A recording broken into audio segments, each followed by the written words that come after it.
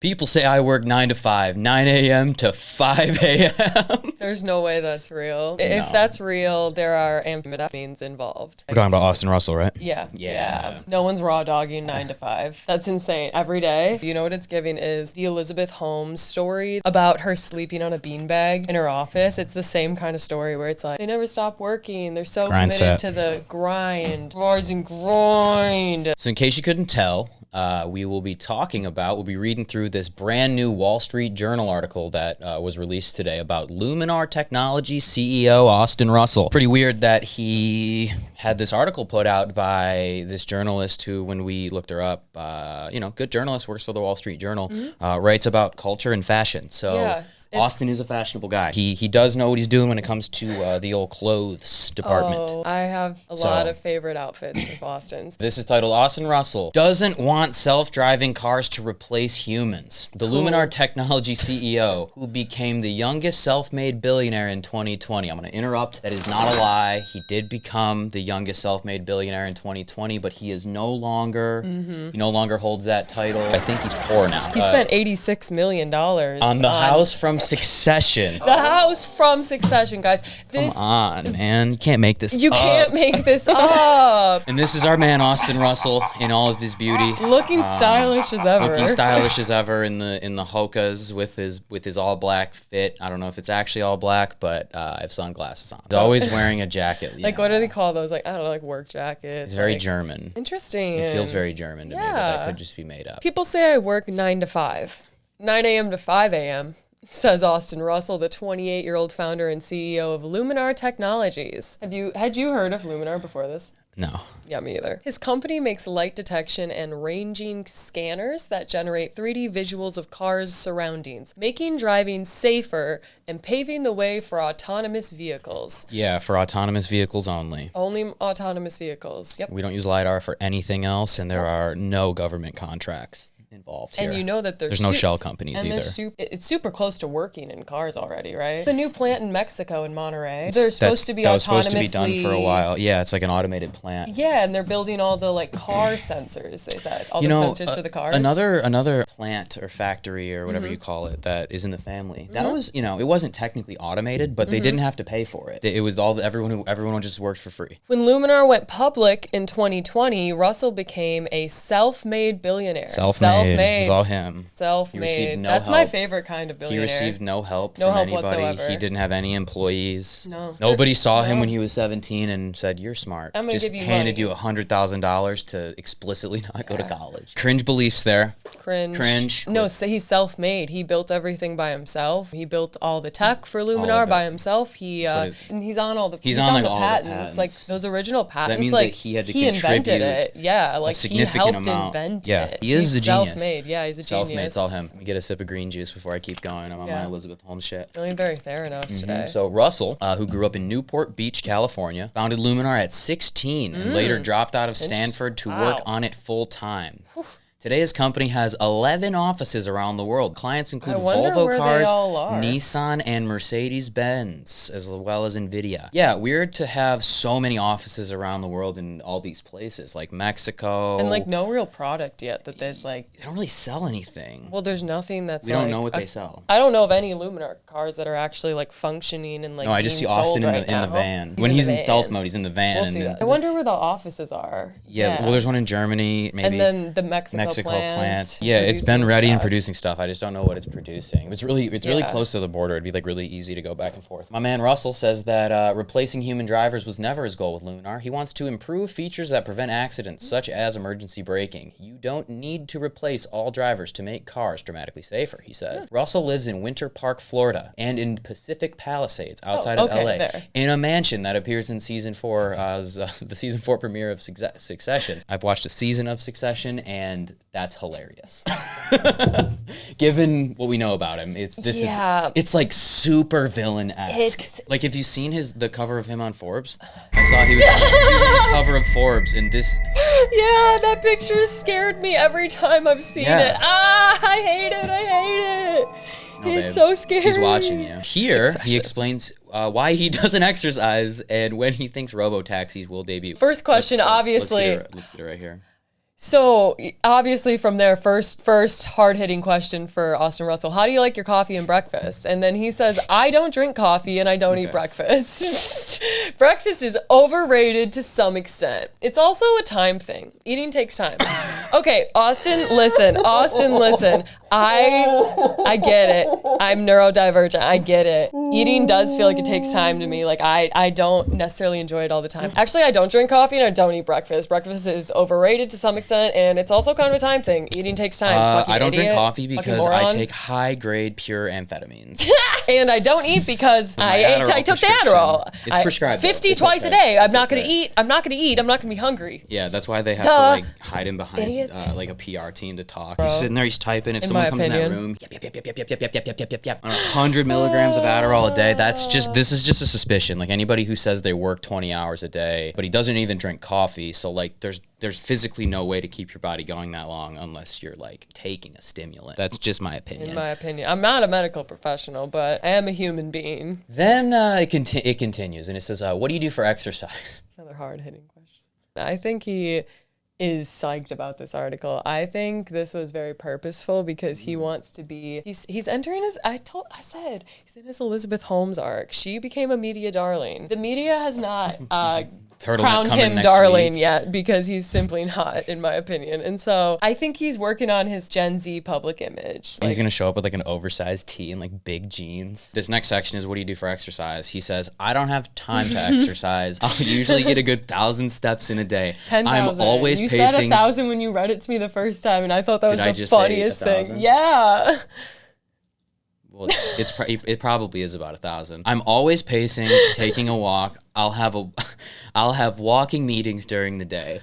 This man is like running around with like his little AirPods. He doesn't even use AirPods though, because he definitely like uses an Android. So he has like the Samsung Galaxy Buds. Yeah. And so he's walking around with his Samsung Galaxy Buds, sprinting around the office, running from meeting to meeting, but like there's really no meeting. He's just, it's like everybody thinks he's really busy, and he's just yelling at Roger. He might be busy. He probably does have a lot of meetings. He has a lot of investors. The investors. I don't know. There's a lot of people that probably are checking in to be like, hey, when is stuff gonna start getting like sold from the different factories, and like when are the cars gonna work? And then you use that fake picture in the presentation, like, hey buddy, like what was all about that? Like, I am a part of that lawsuit. Like, hey buddy, like could you answer us? Like we have questions. And then they're like, oh, like, is the company gonna like be profitable? Like, is it, I don't know, like, is Peter Thiel still involved? Like, I just feel like people have a lot of questions. Yeah, no, we have a lot of questions. So yeah, this guy right here, this beautiful human being just does no time for exercise. It's a very, you know who else doesn't have time for exercise? And I think this is a pure coincidence. Donald Trump doesn't have time for exercise. His school of thought was that you only have so much energy in your whole life, and he doesn't exercise because he wants to spend his energy on business. Like I'm watching Austin do. Yeah, I don't know. Similar schools of thought. Do you meditate or journal or practice mindfulness in another way? There's no way. Well, you know what's funny is I keep a journal of thoughts now. He says, I keep a journal of thoughts and ideas all the time. I do too. It's on hotgirlshavehobbies.com. Do you think we have made an appearance in his journals and thoughts yet? Even if it's like through Roger? I'd like to believe so. Austin, you've made my journals and thoughts. A lot of times I just have great ideas that will wake me up in the middle of the night that I'll just journal down. I sort of can use sleep or lucid dreaming. Of course, he's a lucid dreaming guy, bro. He's like lucid dreaming. Hovering up to the ceiling. He has out-of-body experiences every single night. I also have a sensory deprivation chamber. Once a week, 30 minutes. Just hovers in the chamber to repair all of the muscle fibers that he tore from not exercising from his 10,000 steps. He actually gets 6 hours of sleep for every 30 minutes in the sensory deprivation chamber. This is Austin Russell in his sensory deprivation chamber. Dashing, a media darling. Didn't he say like we were going to get rid of seatbelts? He pitched that to Volvo. Whenever seatbelts were invented, guess who invented the seatbelt? Volvo. Volvo's a struggling company relative to what they've been in the past. Their quality seems to be diminishing, and they're known for having safe cars, and they're the OGs of the seatbelt. And I think that, you know, if somebody were to come to Volvo with a pitch to revolutionize cars again with the thing that they built, like an analogy, right? That would appeal to Volvo's like emotion, and they would potentially do a little bit less due diligence than they would if they didn't make that emotional appeal. Well, that's weird. I think it reminds me of a story that I remember hearing about Elizabeth Holmes and Theranos and their deal with Walgreens. Yeah. Well, we just watched the show like last night. That Yeah. episode happened, and that's Yeah. it's like pretty factual. Yeah. It's like my third time watching the show. Pretty well versed. So, yeah. Elizabeth No, it's just weird. basically told the Walgreens people that they're too old-fashioned to succeed and to go with Theranos. And kind of, you know, conned them into... Yeah, and then they lost, Think- what, yeah, $150 million. Yeah. When we're all getting around in autonomous vehicles, how will you spend your time in the car? What kind of multitasking do you envision? How are you going to be productive while you're on the road?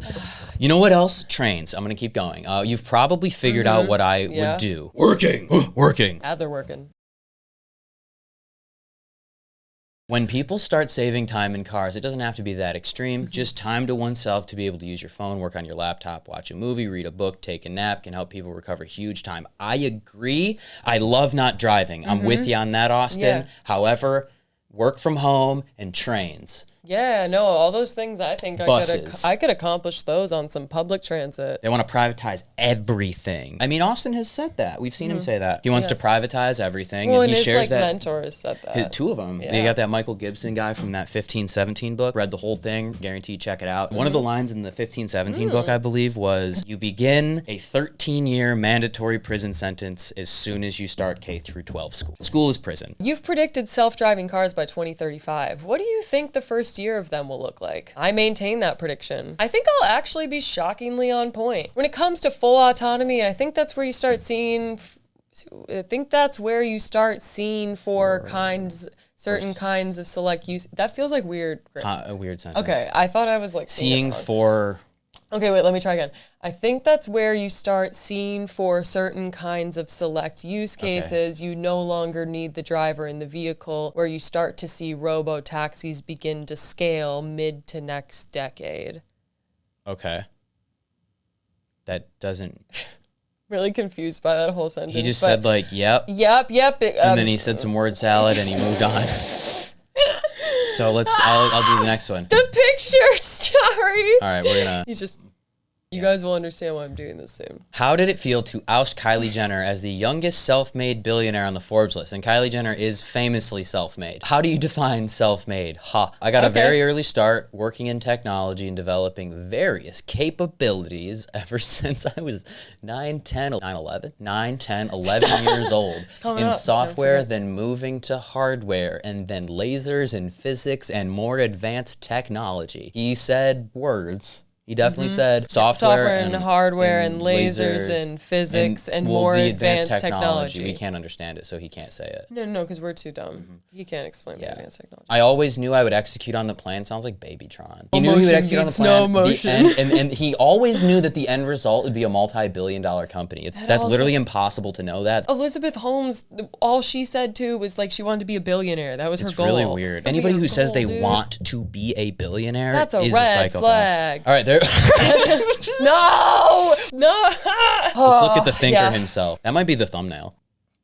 His hand looks photoshopped. Looks so smooth. He doesn't have That time is to eat. How is he funny. taking care of his skin? Is I he don't like even have to bones? do anything for the thumbnail. It's already No, like it's- Mr. Beastified. Yeah, just saturation up, pointing maybe. What was it like to see your house in this past season of Succession? No, Are he you a did. fan of the show? He hit him with the I don't watch TV. Actually, I don't watch TV. So, that said, I did watch the season premiere of the latest season of Succession. I did find it kind of hilarious that people were in my house talking about buying a 100-year-old media company and talking about trying to transform We the should brand. talk about it now. Oh, We can segue into the Forbes wow, acquisition. weird. That's exactly why. What you're it's doing. Oh, it's kind not of that funny. It's hilarious. kind of weird. Oh, it's kind of hilarious. No, it's not, Austin. It's not kind of hilarious. Forbes is an American media company worth $800 million, and Austin is a struggling billionaire. He is currently trying to purchase Forbes for that $800 million, and he definitely doesn't have $800 million. The banks would not loan him $800 million. So what does he You do? put 10 down. Why would he want to buy Forbes? There's these people, they're called Russian oligarchs, and they are some of the initial investors in Luminar. So they have a stake in this. They have big deals with the Chinese state-owned car company. That's right. Another one of the billionaires at play here, his name is Solomon Karamov, and his yacht was seized by the U.S. government, and I think they also froze like $1 billion in assets that he had here because he has very close ties to Vladimir Putin. And why would they want Forbes, a media company? Forbes happens to be the most popular like mainstream news outlet among young people. And who's important in elections? Young, right? So the deal for Forbes is mostly comprised of all of these other people. It's an $800 million deal. And then Austin only has to put up $10 million of his own money. His billionaire credit is not that good. So who's giving him the money? All these other people that are involved with him. They very recently tried and they backed out of the deal because they didn't want the front person of the deal. I think his name is Shiv. He owns a media company. He's basically a Russian oligarch. They didn't want Shiv to be the front man of the deal because of his close ties to Russia. So then Shiv said, we're going to go back and do it again with an American billionaire. He said that. Probably a tech billionaire. He said that. Austin is an American tech billionaire. What do you know? Who's already tied up with these guys. Why are you trying to buy Forbes, Austin? Why would Russia want Forbes? Our elections are very, very fragile. It's razor thin margins, and you can tweak a few votes in a few places and change the entire outcome of the whole election. And Russia's not stupid. They know how to do that. And we're not the first ones to say that. We are not the first ones to say that. The former head of intelligence, the top intelligence official from the Obama administration, is 76 years old. I looked him up.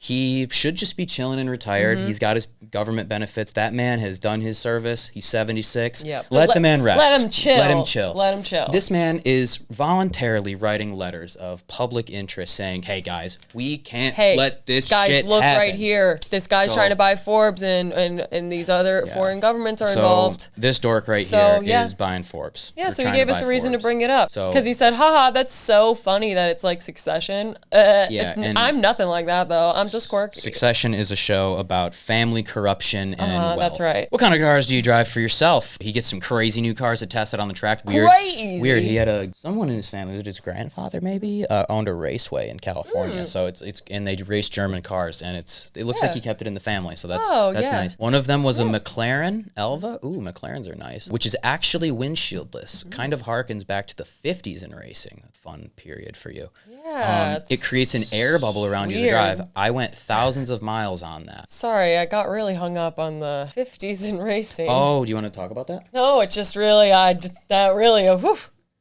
we know what we know. I don't know if I want to go into it all right now, but that is an interesting thing for him to say and confirm himself that he's, he likes harkening back to the 50s he likes to go back in time. Yeah. And he is a conservative. He does have conservative values. Mm-hmm. His grandfather raced in the 50s, and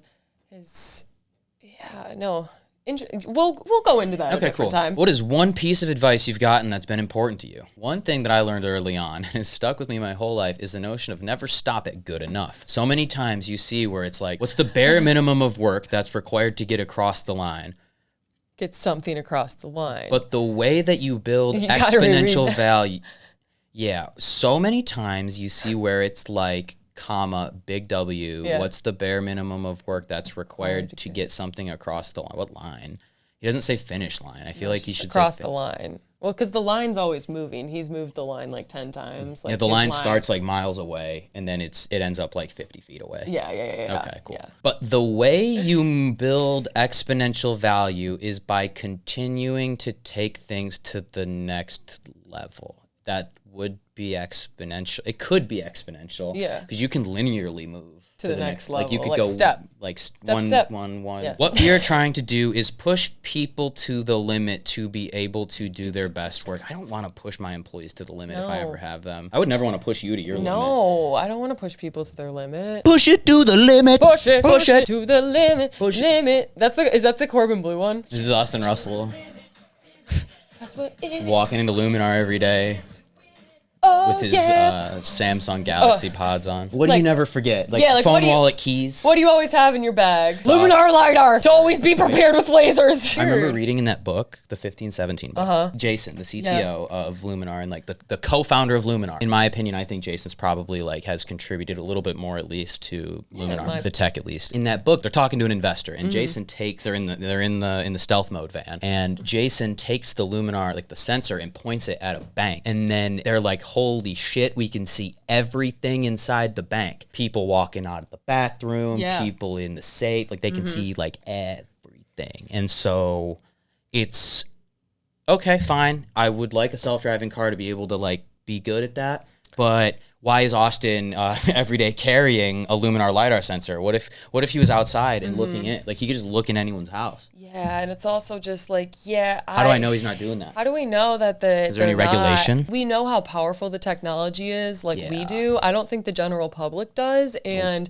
it's not really regulated at all, and it can be used for a lot of different things, and I don't know if it's only being used for automobiles. Oh, yeah. Wait. Yeah, that's right. The LiDAR border wall. That's right. I heard about this before. I've heard about this. The smarter wall, how drone sensors and AI are patrolling the border. The smart border wall, you're smart. We call it smart border wall. It's so fucking stupid. So inhumane, in my opinion. When Trump said we're going to build the wall, he really meant we're going to give a bunch of government contracts to all these companies that make LiDAR stuff, and we're going to use LiDAR to have a wall around the border because it can just, at any time, you can see miles away. It just sees, and it just like, yep, guy crossing the border. Oh, because what was it? Palantir that works with like police officers.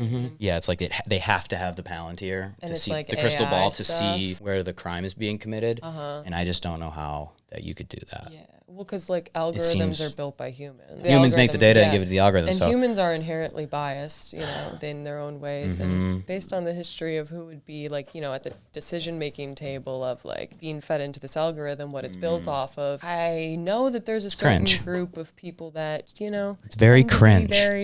All this new age of capitalism stuff is really cringe.